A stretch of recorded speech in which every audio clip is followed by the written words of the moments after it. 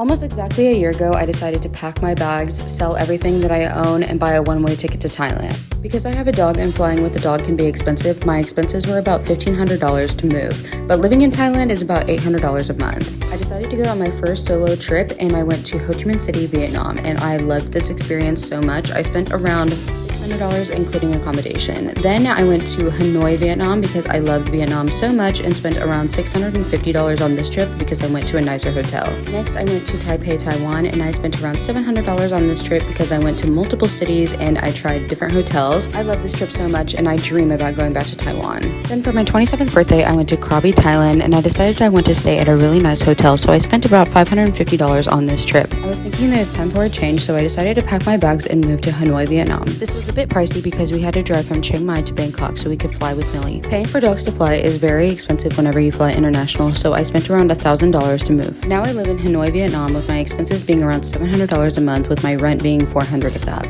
Up until this point, I was using my savings, but now I am teaching online, and I love it because it still allows me to be able to travel and work at my own schedule. I love living abroad, and it's way more attainable than you think, especially living in Southeast Asia.